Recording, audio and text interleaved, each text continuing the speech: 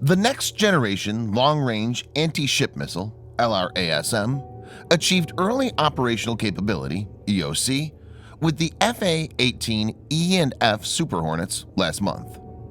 As reported in usni.org, a Naval Air Systems Command public affairs officer has stated, the Navy achieved early operational capability of the Long-Range Anti-Ship Missile (LRASM) on the FA-18 in November 2019.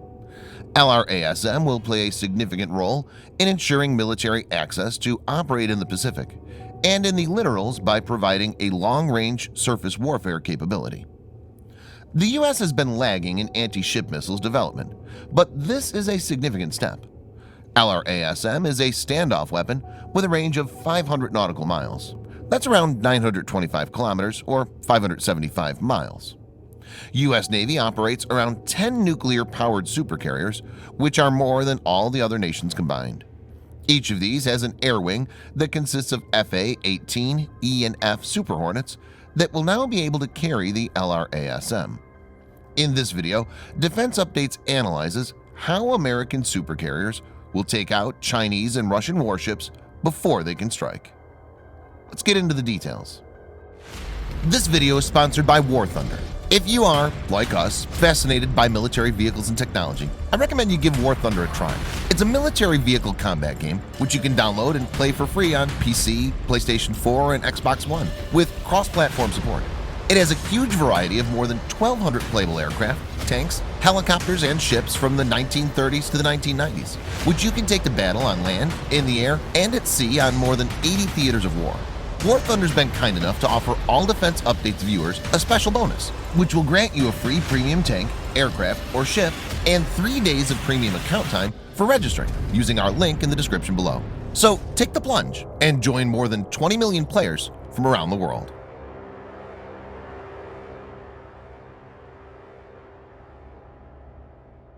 The U.S. has been fighting with adversaries that have no or very small navy like Iraq or Afghanistan. The inadequacy in anti-ship capability crept in mainly due to a lack of credible opponents. America was focusing on military assets that were more in line with these battles, like the development of drones. This led to a lull in the development of advanced anti-ship missiles. But things have changed in the last decade as Russia and China have developed a range of anti-ship missiles that challenge the supremacy of U.S. surface warfare capability. Both of these countries have strong navies and are actively pursuing ways to counter the U.S. Navy by developing a wide variety of anti-ship missiles that can target U.S. warships from long ranges. Now the U.S. is responding to the emerging threat.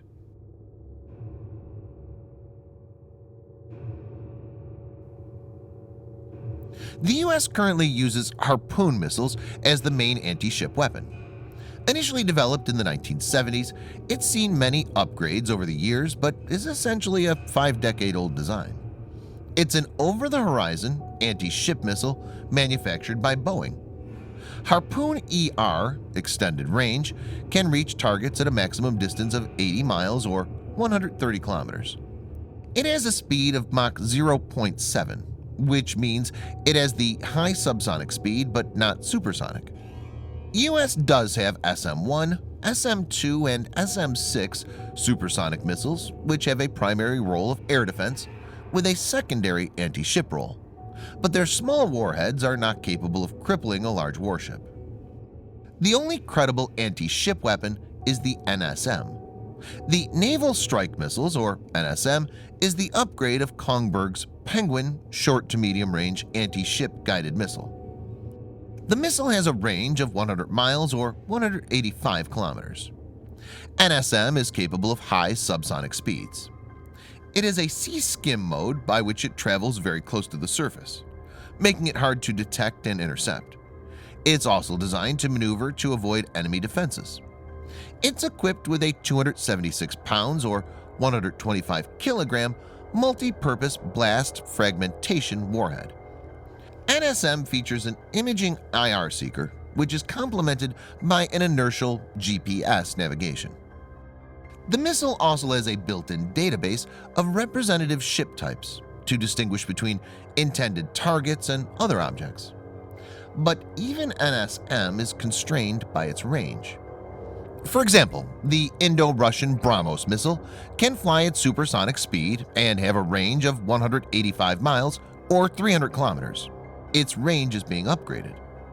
The Russian ramjet-powered P-800 Onyx is capable of streaking at naval targets up to 370 miles or 600 kilometers away at speeds of Mach 2.5. The Chinese YJ-12 has a speed of around Mach 2 if launched from a low altitude and up to Mach 3.2 if launched from high altitude. It has a maximum range of around 235 miles or 380 kilometers depending on launch altitude. The 3M-22 Zircon, developed by Russia, is said to have the capability to reach speed up to Mach 8 and has a max range of 600 miles or around 1,000 kilometers depending on launch trajectory. These missiles outrange American ones and, because of their supersonic speed, will be hard to intercept, especially when a barrage of these is fired.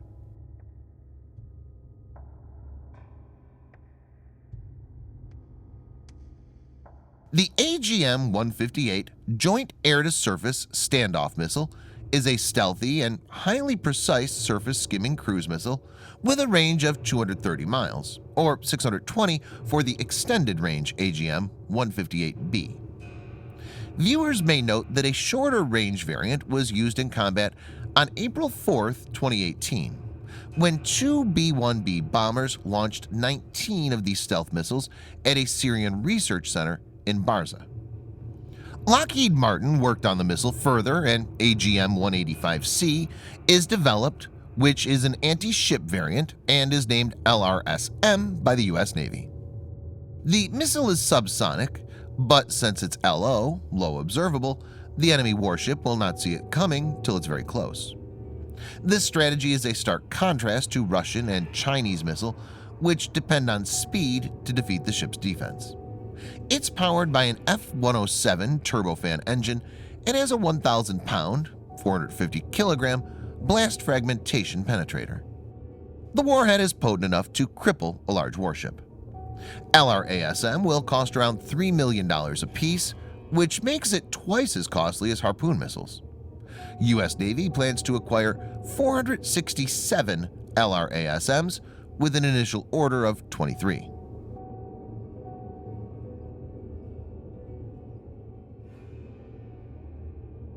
LRASM deploys multiple sensors and techniques to home in on the targets. The details are here. 1. It has an inertial and jam-resistant GPS navigation system. This is mainly used for navigating the initial phase of the journey. 2. A two-way data link is present, which allows the launching warship to send course corrections data. It will be used for mid-course guidance, during which missile flies at medium altitude. 3. It has a guidance algorithm that can acquire and target enemy ships when external guidance is disrupted. It's mainly used in the mid to final phase. The algorithm is smart enough to differentiate civilian ships and low-priority enemy warships from the actual target. 4. It has a radio frequency sensor which is activated in the terminal phase. The system homes in on an adversary's radar signals, the very radar which is used by the enemy warships to track the missile. 5. In the terminal phase, the infrared sensor is also engaged. It's used to make the last-ditch adjustment so that the missile can hit specific points of an enemy warship to maximize damage. In this phase, the missile skims close to the surface, which makes it hard to target. It's important to note that LRASMs can be deployed in swarm mode, which will enable it to saturate enemy defenses. LRASM also deploys electronic countermeasures, ECCM, to overcome the enemy's countermeasures.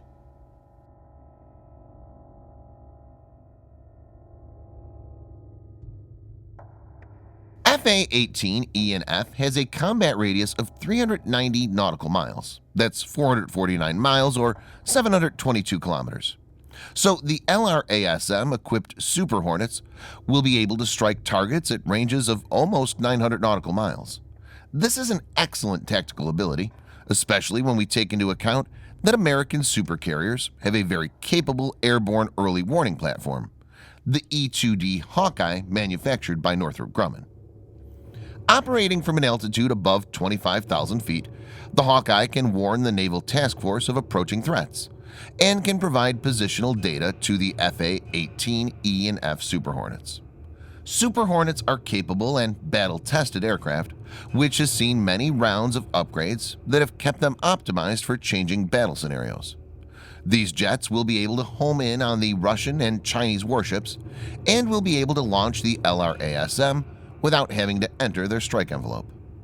The duo will surely be a potent adversary for any American rivals.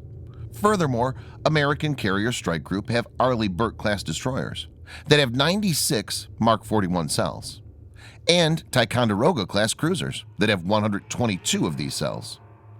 Lrasm will be integrated to Mark 41 cells too going forward, and this will make it even more versatile.